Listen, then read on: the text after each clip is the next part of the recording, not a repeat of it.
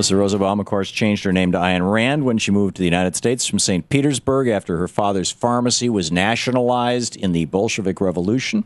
Well, actually, after she went to college, after her father's pharmacy was nationalized, and came up with this idea that in Atlas Shrugged, wrote this novel that, well, first of all, James Hirsen is with us. He's an author, commentator, news analyst, law professor.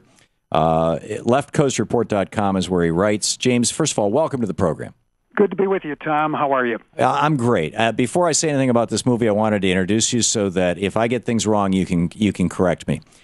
Sure. Well, you started with Alyssa Rosenbaum, so you're already ahead of most of the people that admire Ayn Rand. Do you know her name? Yeah. Well, I've when I was a teenager, I sort of read Atlas Shrugged. I tried to get through it 2 or 3 times. I finally bought the Cliff Notes version, which is actually written by Yaron Brook, a friend of mine who is he's become a friend over the years from being a guest on our program so many times, who is the president of the Ayn Rand Foundation, AynRand.org. And it's actually a very, very good, maybe, 80, 90-page summary of a 1,000-page book. And which this movie is, super condensed this movie down. But the basic premise, and correct me if I have this wrong, James Hirsen, the basic premise of Atlas Shrugged is that John Galt invents this machine that is basically an infinite energy source. It uses air pressure to create energy that can be used to power anything from a train to a city. And he is so offended by the idea that government wants a piece of the action, or that they want to overregulate him, or that these petty bureaucrats are running the show or whatever, that he goes off and starts this place called Atlantis, and all of the big industrialists in the country, the really, truly brilliant people who run the giant corporations, the producers, to use Ayn Rand's word, the job creators, to use the modern Republican term, decide to go say, what the hell, I'm leaving here, I'm leaving America, and I'm going to go off to Atlantis. And I'm assuming that part's going to come in part 2 and part 3. They're disappearing throughout the movie in part 1. Mm-hmm. And so do I have it right so far?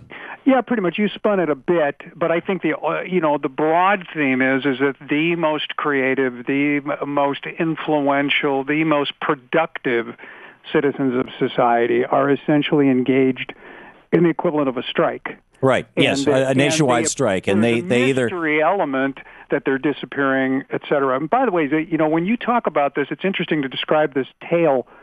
But 2 things come to mind to me as someone that covers Hollywood. One is that I don't think this is her best story. If I were the person making the film, I would have remade The Fountainhead, the Gary Cooper, Patricia Neal. That's already the one where the woman who gets raped decides that she ultimately loves to be being raped.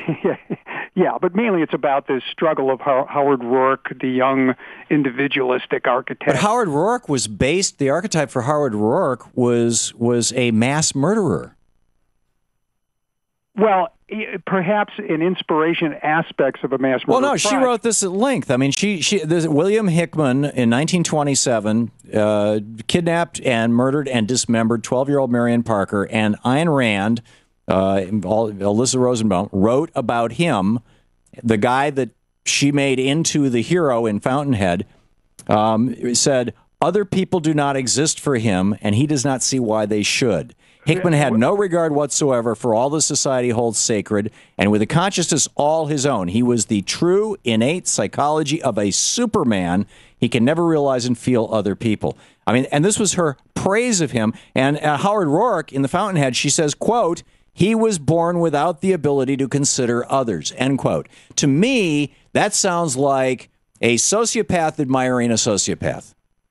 Well, what it comes from, though, is her field was philosophy, and she ended up... She actually studied politics in the arms of Kiev. Friedrich Nietzsche, and which you must, with objectivism. See, I have an issue with Ayn Rand's objectivism, because I do think it lacks an ability to account for any kind of moral or ethical values. Well, it doesn't just lack it; it rejects it. I mean, she says that people who objected to what William Hickman did are the parasites and leeches of our society. But she has one sort of ethical mandate that she kind of pulls out of the air, and it talks about egoistic ethics.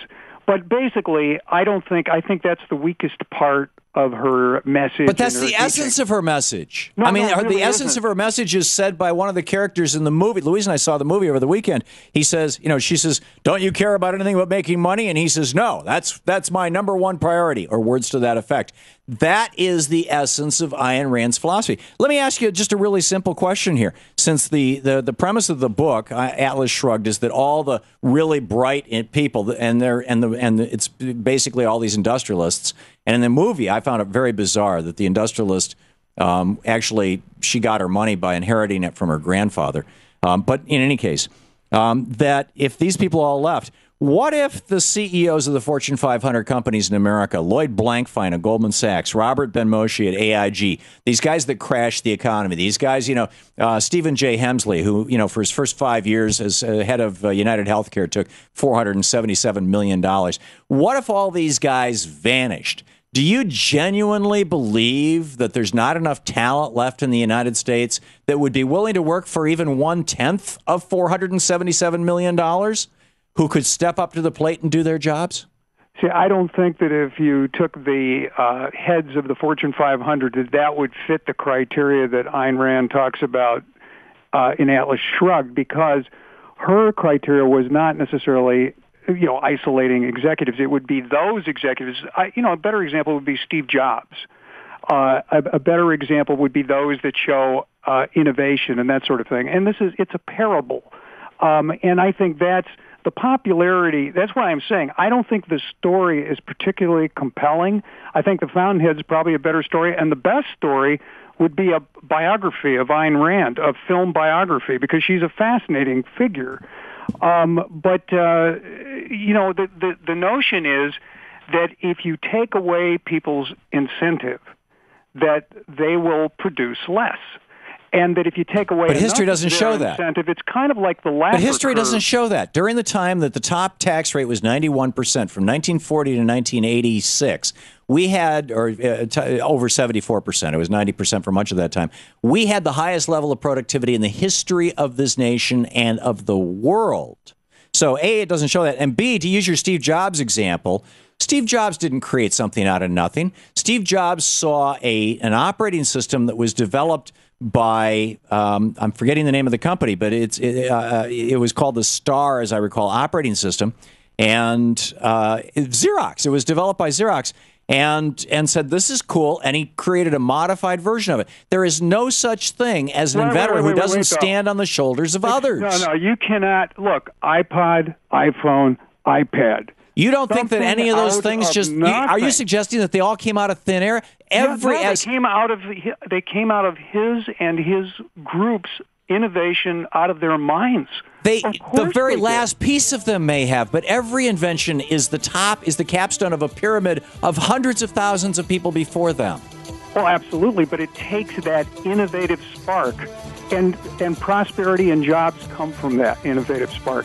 And if you look at those tax rates you're talking about, you can isolate the Clinton administration when, in fact, capital gains tax were cut. Okay. James, we're out of time. I'm sorry. People can read it at leftcoastreport.com.